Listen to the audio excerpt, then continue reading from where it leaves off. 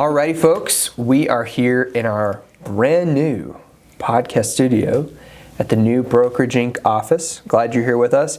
And our first guest in the studio is Miss Belynda DiCiaccio. Welcome, Belynda. Thank you. So, obviously, it is a new year, 2025, which means a new administration. And with that comes potential changes to the ACA Marketplace. So we just found out as of yesterday about a new proposed rule. So they're calling this the 2025 Marketplace Integrity and Affordability Proposed Rule. The purpose is to enhance the integrity of the health insurance marketplaces and protect consumers. Correct. All right, so what's going on? We don't have all the information right now, obviously, but we are diving into it. Belynda and the team just did a call with CMS they were on earlier today. So, quick disclaimer, while we're going to go through the key points and discuss them, don't take anything that we say in this episode as set in stone or misinterpret anything we're saying. Okay? That would be our request to you. Correct. So, starting off, one of the first points in this proposed rule is income verification. So they want to strengthen income verification, which means enhancing processes to verify applicants' income more accurately, ensuring that financial assistance is provided only to those who are eligible. Talk to us about that. So it's going to go back to pretty much the way it was before all of the changes. When it first came out where you had to prove income. That is what it's going to end up being now. Is you're going to have to submit your tax statement or your wage statement, self-employment, Schedule C. You're going to have to submit these things to prove your income before you're going to be eligible for that subsidy. Now, they may issue the subsidy, but then they will also ask you to submit the documents in a certain period of time, which now they're talking for it to be about 30 days. And if that's the case, then after that 30 days, if you do not submit the documents, they could remove your subsidy. So they wouldn't cancel the policy, just the subsidy. Correct. Yeah, the policy will still stay in force. Yeah. It's just the subsidy. You'll be paying the extra premium. Yeah, which for a lot of people, that's unaffordable. Yeah, that's crazy. So how has it been the last few years of open enrollment? You just haven't had to verify? Correct. So the way they did it back in 2024 and then for 2025 is you did not have to prove let me rephrase that. You did at a point, there were cases that you had to prove your income or submit your documents, but for the vast majority, you did not. And so it was pretty much you went by faith. If you had income of X amount, then you just attested to that on the application and you went with it.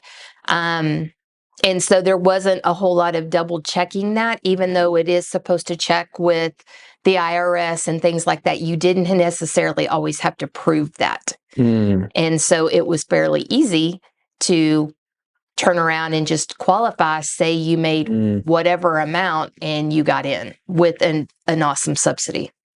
Including the 150% SEP, maybe. Which is, yes, and that's part of the new rule too, is they are talking about taking that away. So if you make below the 150, then you would no longer be eligible. So we're not sure how that's going to affect the states that did expand Medicaid versus the ones that did not. So there's definitely more information to come on that, but that is one of the proposed changes. Yeah, if I were to try to be charitable to both administrations, I would assume that the reason for relaxing the verification the last few years was probably to increase access to care. And then this administration, it's clawing back fraud, waste, and abuse. That's kind of the message. It's that pendulum back and forth. But one thing that I think are on the same page about is we don't hear about anyone trying to dismantle the ACA anymore. Oh, absolutely not. Yeah. No, it's too big of a piece of legislation for it to just totally be dismantled. Now, there's going to be changes. We've said that from the get-go, the very beginning, that there are going to be changes. It's going to look different some years. You're going to have different benefits or different enhancements years. Other years it'll be taken away. And this is one of those changing years. So another thing that's outlined in this rule is modifications to the eligibility redetermination procedures. So adjusting how eligibility is reassessed to maintain continuous and appropriate coverage for consumers. How is that different? Well, what they're doing is we don't recommend that anybody passively renews. And what that means is basically you just let your policy roll over. Mm-hmm. The key to that is that you're using the old income rates from the previous year if you allow that to happen. And with rate increases, plan changes, things like that, that's not always the best plan for the client at the end anyway. Yeah. But now, if you do passively renew, what this rule states is that you could possibly not get your subsidy until you go in there and verify your new income, or you would get a portion of it and you would be responsible for paying a portion until you go in there to validate and update your income. So we're not sure which way it's going to lean yet, but they are definitely looking at the whole passive renewal clients are going to be penalized if the agents don't at least talk to that client and have them validate their new information. Yeah. So it would be like just not filing your taxes, for the next year. You're just like, just kind of leave things the way they are. That's not an option. Correct. You have to do this every year.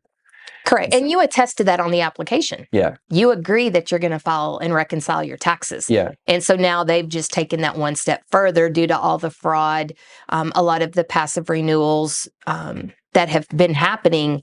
You can just let things ride. And some people are letting things ride for, 2 or 3 years and just passively renewing. And that's not going to be able to happen anymore.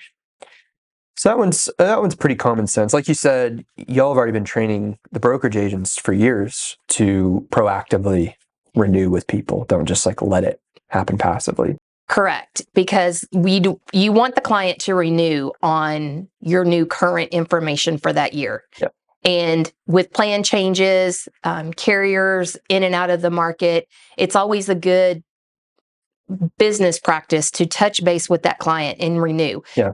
In all honesty, it takes maybe 5 to 10 minutes per applicant to renew their policy, especially if there's no changes. So it's not something that's going to be massively time consuming. Yeah. So the next point is about DACA, which is Deferred Action for Childhood Arrivals. Now, this one is probably more hot button, depending on your political leanings, but DACA didn't used to count. Now it did, and now it's not. Correct. And back in the Biden administration, they came through and said that they were going to allow DACA recipients to be considered eligible or legally here, legally present. So DACA recipients in the Biden administration, they came and said that it was that the clients were going to be here lawfully present, and they would be at that point eligible for coverage. And that was supposed to go into effect last year, the end of last year. And what we noticed is that it was just being postponed. It was never actually taking effect like we thought it was. And it was supposed to be a permanent ruling. And then what has happened now is the Trump administration has come back and said, we're not going to allow that to be lawfully present. DACA recipients are not going to be here legally to get individual coverage. And so what that's now done is last year, where you had coverage, you were able to cover those. When that change didn't happen for 2025, those clients were ineligible for coverage for the new year. And threw a lot of people and a lot of agents scrambling because there wasn't coverage anymore like there had been. And we had been told that, for the last year or so that they would be covered, everything was going to be there, and they rolled it back. And so now according to the ruling, if this proposed rule does go into effect with no changes, they would not be eligible for coverage. Okay, so that's something to know about, especially if you're in a market where this might be more of a common issue. Correct. So the next point is implementing pre-enrollment verification for the SEPs. So requiring verification before enrollment during SEPs to reduce improper enrollments and improve the insurance risk pool. What's that all about? So it's going back to the very beginning of ACA when it first came out, where if you had to move a date of birth, death, loss coverage, you're now going to have to prove that SEP before you can get coverage. I mean, you will be able to get coverage. You will be able to get your subsidy and everything. But again, you will have a certain period of time that you have to supply that document and provide that proof. And if you don't, then they can take your subsidy back. They, again, won't cancel your plan, but they will take your subsidy back. So the past few years, it's been pretty relaxed, is what you're saying. Very relaxed. Kind of just say that you have a qualifying event. And there was no checks or balances. Yep. And so a lot of that got abused. A lot. Yeah. And so now it's all coming back to basically prove that eligibility. Okay. I mean, that makes sense. All right. So then revising actuarial value standards, updating the standards that determine percentage of total average cost a health plan will cover, aiming for more accurate plan valuations. That's very technical, I think. Yes, that's basically where they're just going to look at the rates, the marketplace, network adequacy, they're going to look at, the carriers, medical loss ratios, all that kind of fun stuff. And basically, they're trying to make the Affordable Care Act more affordable. That would be good. So we'll see. We'll see. All right. Then we've got adjusting the open enrollment period, proposing changes to the annual OEP to better align with consumer needs and market stability. What are they thinking? Do you know? So according to the rule, this is not one of my favorites at all. This is a rule, part of the ruling that would take open enrollment back just till November 1st through December 15th. And it would just be a 1/1 effective date. So there would be no more January 16th through, December 16th through January 15th to get a 2/1. That would go away. So we were really hoping that they would keep it because it did give agents the better ability to work both sides of the books of business if they were in Medicare and ACA. So now it's going to shift back to the original November 1st through December 15th.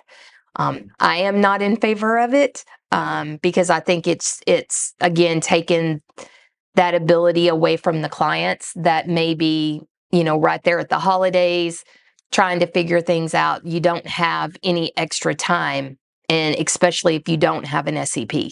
Yeah, that's tricky. I would assume the reasoning has to do with the actuarial stuff, maybe like they kind of can just manage their risk pool easier. I don't know. They've come on the call that I was just on. They basically had just said that they wasn't going to talk much about this. They were going to let agents, you could submit your comments, your questions, your concerns, but that they gave us the indication that this is going to be the rule that comes down in 30 days is what they said. It'll be sooner than later, which at least gives agents time to prepare. Yeah. But it's not the 3 months before the enrollment. Exactly. And I don't doing the last few years. And I don't think that it's going to change much based on the conversations. They really didn't say anything as to why they're changing the enrollment, except in some of the frequently asked questions and fact sheets that I've read. Basically, it's to help fraud. Okay. I'm not exactly quite sure how that's going to help fraud. Yeah. But again, I'm hoping to get more information because right now I'm just not seeing that that's going to slow down any fraud. Yeah.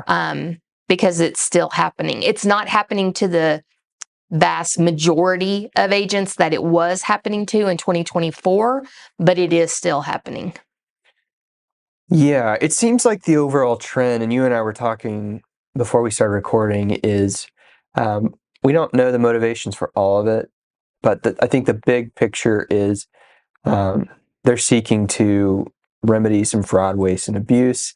Probably in many ways, it's, as a lot of things are right now, it's whatever was happening the last 4 years. We're just going to go the complete opposite direction. Again, that's not our department. That's not Exactly. what we're here to discuss. It is a little bit comical. I think we can at least Oh, it is. laugh at the whiplash of the last 8 years, basically. But hopefully it's all for the best. That's what we hope. The last thing here is eliminating SEP for low-income individuals. We kind of touched on that already. That's about the 150%. Correct. Yeah. Yeah. Exactly. It's going to be interesting this year. We knew that there were going to be changes. We didn't know exactly what changes were coming. Still not 100% sure. This ruling definitely gives us or proposed ruling gives us a good insight as to where they're thinking. Are subsidies completely going to go away? They could. None of us see that happening. We don't feel like that'll happen. We definitely feel like they're going to change, and this is definitely proof of that. Yeah. But right now, I mean, it is still technically on the table that they could be completely, the extended subsidies and everything. More to come. I mean, it truly is. This is a live, moving, breathing rule right now that could possibly change in 30 days, and then it could come out and be exactly how they say. So we've still got ACA. It's still profitable. Clients still need our help. Definitely, it's kind of leaning back from the Obama administration, and then Trump changed it. Biden come back in and went to the more of the Obama administration, and now Trump's coming back in to go back to his administration. So the next 4 years, it's going to be one way, because the future 4 years will probably be something different. Yeah. I think if we also zoomed out on like more of a macro level, health is a very big topic right now, just in our country. Because of what happened with COVID, and then there's just a lot more awareness. I think maybe it's just younger generations, or I don't know, no, it's all generations, because people are living longer. Exactly. But there is this understanding that our food systems need some improvement. Our healthcare systems need some improvement. We obviously had the big tragedy with the CEO this past, not too long ago. That shook a lot of people. And so hopefully, my hope, and I know your hope, would be we can be bipartisan about this and understand that, like, this is this kind of living, breathing thing, like you were saying. So agents out there, we want to keep you informed. Absolutely. We want you to know what's going on, but also want to discourage from any being an alarmist. Correct. Or freaking out. Correct. Sky's not falling. No, the sky is not falling. ACA is still stable. It's definitely going to go through some changes. These proposed rules are basically going to kind of tighten things back down to the way that everybody was accustomed to for many years before it just became a free-for-all. So it's still very profitable. Most importantly, the clients need our help. That's why we do this, because the clients, especially this year for the three-way calls, yes, those were a little on the aggravating side. Wasn't always the easiest to get through. But at the end of the day, that client that was on the other end called you for a reason. They need your help for a reason. And that's why we do this, is to help them. Yeah. And, it makes it should make your day when you have that agent that or that client that just says, thank you very much, because I didn't know what to do. Yeah. And so I'm very passionate about that, because that's what we're here for, is to help the clients. Absolutely. I think that's a great note to end on. All right. Okay. Thank you, Belynda. You're welcome. Thanks.